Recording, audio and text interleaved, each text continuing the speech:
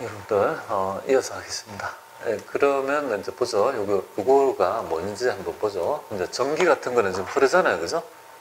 전기 같은 건 지금 흐르잖아요. 그걸 구해갈 수 없잖아요. 그죠? 한국전력에서 도대체 전기를 언제 공급했다 볼 거냐, 뭐 이걸 얘기하는 거예요. 그죠?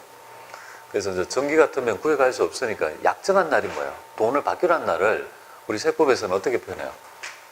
대가의 각 부분을 받기로 한 때 이렇게 표현한다고요. 그래서 이제 거기에 대한 여러분들 얘기를 좀 해보도록 그렇게 하겠습니다. 어떻게 되는지 한번 보죠. 그럼 요거 한번 보죠. 요거 두 가지에 논점 한번 살펴보겠습니다. 이 장기할부라는 말은 뭐냐면요. 여러분들 혹시 단기할부는 언제 공급시킨 줄 아세요? 단기할부. 인도되거나 이용 가능한데요. 요거 보죠. 첫 번째. 여기 있죠. 그죠? 단기할부. 그러니까 그럼 단기할부는 뭐냐? 할부 판매란 물건을 인도하고 돈을 나눠 받는 형태의 판매 형태죠. 근데 그 기간이 1년 내라면요. 단기. 1년을 초과하면요. 장기. 6개월이라면 단기 할부고 24개월 할부라면요. 장기라고 생각하면 돼요. 그러니까 이 단기 할부는 보통 짧으니까 뭡니까? 보통 그 과세 기간 내에 사업이 거래가 일어났다고 완결이 될 거 아니냐 이거죠. 그러니까 그거를 뭐 시차가 얼마 안 나니까 그냥 인도 기준으로 하면 될 거라고 보면 되는데요. 장기 할부는 그런 게 아니지 않습니까? 그죠? 장기 할부는 어떻게 돼요? 기간이 길다. 그죠? 그러면 이거를 언제 공급했다 볼 거냐 이거죠. 그래서 우리 법에서는요, 이거를 대가를 할부라는 거는 나눠서 받지 않습니까? 그죠? 나눠서 받을 때마다 뭡니까? 각각의 공급이 일어났다고 보시면 돼요. 자, 예를 들어 가지고 내가 물건을 3억에 팔았다고 생각해요. 3억. 그래서 일반적인 물건을 3억에 팔았다. 외상 판매했다고 생각할게요. 그러면 외상 판매는 뭐라고 했습니까? 인도되거나 이용 가능한 때니까 재화라면, 그죠? 이동이 가능할 때 인도 기준이 될 거라고요. 그러면 3억을 팔았으니까 세액은 얼마 걷어내야 돼요? 3천만 원 걷어내는 거 아니에요? 그죠? 3천만 원. 근데 이 3억 원을요, 이렇게 한 거야. 3년에 걸쳐가지고 1년에 한 번씩 주기로 한 거야. 1억, 1억, 1억 이렇게 주기로 한 거야. 그럼 지금 현재 물건을 인도하고 대가가 뭡니까? 돈을 받는 완결까지의 할부 금액의 마지막 금액이 1년을 초과하지 않습니까? 그러면 장기할부가 되는 거 아니에요? 그죠? 그러면 내가 돈을 받기로 한 날이 매년 말 1억씩 받는다면 1억 받고 그 다음 년도 1억, 1억, 1억 이렇게 3억 원을 나눠 받았다고 생각할게요. 그럼 1억 받을 때 뭡니까? 1억 받을 때 뭡니까? 공급이 일어났다고 보는 거고 그 대가의 각 부분을 받기로 한 때, 그죠? 공급이 일어났다고 보니까 1년 뒤에 1억 받을 때 얼마를 걷어내는 거예요? 1,000만 원 걷어내고. 그 2년이 지나서 또 받을 때 뭡니까? 또 1,000만 원 걷어내고. 뭐 또 3년째 이렇게 걷어내는 거죠. 그럼 이걸 조금 생각해 보면 대가의 각 부분을 받기로 한 때라는 이 말의 의미는 부가가치세를 보통 한 방에 하면 3천만 원 내야 되잖아요. 근데 얘를 어떻게 하는 거예요? 돈 받을 때마다 나눠서 뭡니까? 1,000만 원, 1,000만 원, 1,000만 원이니까 뭐 이렇게 표현할 수 있습니까? 부가가치세를 할부했다고 해도 과언이 아니지 않습니까? 그렇잖아요. 그렇게 생각하면 쉽잖아요. 그죠? 3천 낼 거를 1,000만 원, 1,000만 원, 1,000만 원 나눠서 낸다. 그거에 불과하다. 이렇게 보면 돼요. 자, 그런 표현을 뭐라고 합니까? 대가의 각 부분을 받기로 할 때, 그죠? 그때 공급했다고 보겠다. 그죠? 그러면 한 방에 외상 판매라면 세금 계산서 하나지만 얘는 어떻게 되겠습니까? 세 개를 끊어야 된다. 그죠? 그걸 알면 될 것 같습니다. 자, 그게 바로 장기 할부 판매다. 이렇게 보시면 되겠습니다. 자, 그 다음에 중간 지급 조건부라는 판매는 뭐냐면 세무 2급에서는 출제된 지 그지는 없고요. 세무 1급에서 좀 잘 출제되는 항목인데요. 뭐 장기 할부가 압도적으로 많이 나왔습니다. 세무 2급에서는요. 뭐 예전에 한 번 정도 제 기억에 있죠. 이제까지 뭐 82회차인가요? 한 번 정도 나온 걸로 기억하는데요. 그지는 출제가 안 되지만 우리 알아야 되겠죠. 중간에 지급을 조건을 한다는 말은 여러분들이 이렇게 생각하면 돼요. 아파트 있잖아요. 아파트 우리가 계약을 하면 그 돈을, 그죠? 누가 그 돈을 원래 같으면 건설회사가 자기 돈을 다 들여가지고 다 치어가지고 우리가 아파트를 공급합니까? 그렇지 않죠. 그 금액이 큰 것들은 어떻게 돼요? 청약을 하고 청약을 했는데 그게 당첨이 되면 어떻게 돼요? 그자한테 뭡니까? 우리가 돈을 중도금을 받아가지고, 그죠? 중도금을 받지 않습니까? 계약금 받고. 이 말은 뭐냐면 중도금을 받아가지고 짓는다고 아파트는. 그거 똑같다고 보면 돼요. 중간에 지급을 조건한다. 내가 물건을 인도하기 전에 뭐예요? 중간에 돈 받아가지고 뭐예요? 돈을 받아가지고 다 그 돈으로 그죠? 다 지어가지고 이제 납품하는 뭐예요? 그럼 꼭 다른 거 우리 아파트 그죠? 공급하는 거 똑같다고 보면 돼요. 아파트가 비싸잖아요, 그죠? 아파트 계약하면 돈 받잖아요. 1차 중도 계약금 받고 뭐 1차에서 나눠는 한 8차 정도 되던데. 하여튼 옛날에 8차 중도금 내고 뭐예요? 마지막 잔금. 그렇게 해서 쭉 석 달마다 뭐 1,000만원씩 내려면 얼마나 힘든지 아세요? 그런 그죠? 그런 거 하잖아요, 그죠? 그러면 건설회사에서는 그 돈을 받아가지고 짓는 거다. 그러니까 똑같은 모형이다 이렇게 보면 돼요. 자, 중간 지급 조건이 되려면요 요건이 필요해요. 두 가지 요건이 필요해요. 그게 뭐냐면 첫 번째 요건이 뭐냐면 돈을 나눠 받는데 중간에 물건을 주기 전에 중간에 받는 거 아니에요. 근데 한 번만 받으면 안 돼요. 그래서 한 번만 받으면 안 되고 돈을 최소한 몇 번 받아야 되냐면 계약금을 제외하고 2회 이상이니까 총 뭡니까? 대가를 3회 이상을 받아야 돼요. 그러니까 보통 계약금, 중도금, 잔금을 받는 게 원칙이잖아요. 근데 두 번 받으면 중간 지급 조건부가 안 돼요. 3번 이상을 돼야 돼요. 그러면 뭐 3번 이상이라면 계약금 받고 중도금 1번, 중도금 2, 잔금 이렇게 받을 수 있는 거고. 하여튼 2번 받으면 중간 지급 조건부가 아니에요. 3번 이상 받아야 돼요. 보세요. 계약금 외에 대가를 2회 이상 분할해서 지급받을 것 이렇게 돼 있잖아요, 그죠? 그러니까 계약금 외에 2회 이상이니까 뭡니까? 계약금을 포함하면 돈을 받는 횟수는 뭐예요? 3회 이상이어야 된다 이 말이에요. 자, 일단 첫 번째 되겠죠. 돈을 나누어 받는 거구나. 자, 그 다음에 있죠. 계약금을 받았죠, 그죠? 받은 날하고 마지막 받는 날 있잖아요. 그 기간이 뭐예요? 몇 달 이상이에요? 한 달 이상입니까? 아니죠, 그죠? 6개월 이상이어야 한다, 그죠? 6개월 이상이라는 말 자체가 뭐를 의미하냐면 돈 받고 6개월 이상 있죠. 이상이 돼야 된다. 이 말은 바로 이게 이제 기간이 기와 기를 걸쳐 있다는 거예요. 좀 길다는 의미를 내포한다 이렇게 보면 되겠습니다. 뭐 예를 들면 이렇게 되는 거죠. 자, 처음에 계약금을 2월 10일에 받았어요.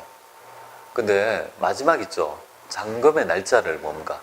2월 10일인데 뭐 6월 10일에 받기로 했어요. 그럼 2월 10일인데 6월 10일이면 넉 달밖에 안 되잖아요. 3번에 나눠서 받는다 하더라도 뭐야? 그건 중간 지급 조건부가 안 된다 이 말이야. 그럼 2월 10일에 받았으면 8월 10일에 받으면 2월 10일인데 뭐 9월 10일에 받으면 어떻게 되겠습니까? 3번 받는다 이상 받는다 가정하고. 그러면 2월 10일이니까 9월 10일이니까 7개월이잖아요. 그죠? 6개월 이상이잖아요. 그럼 이건 중간 지급 조건부가 되는 거예요. 그렇게 되면은 뭡니까? 내가 돈을 받기로 한 날이 계약금 받고 중도금 받고 잔금 받는 각각의 날짜가 뭐예요? 공급 시기가 된다고 보면 돼요. 대가에 받고 뭐 그거밖에 없어요. 위랑 밑에랑 차이가 없는 거 아니겠습니까? 자, 그걸 이해하고 이 모형 한번 살펴보겠습니다. 네, 장기 할부 판매 한번 살펴보겠습니다. 장기 할부 판매 한번 보겠습니다. 자, 주식회사 우진은 제품 3억 원을 그죠? 3억 원을 장기 할부 판매 조건으로 판매하고, 그러니까 지금 딱 보면 약정 기일이 뭡니까?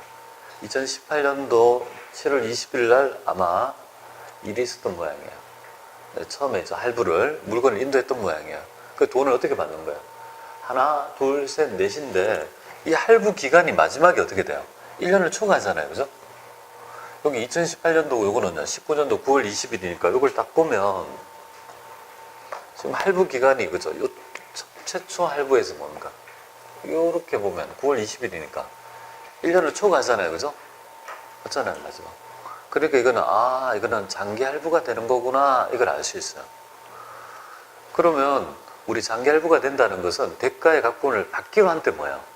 각각의 공급 시기로 구분되니까 얘는 세금 계산서를 만약에 끊는다면 몇 장 끊겠습니까? 한 장, 두 장, 석 장, 넉 장을 찍는 거예요. 근데 만약에 이 날짜가 있죠. 2018년도 뭐예요?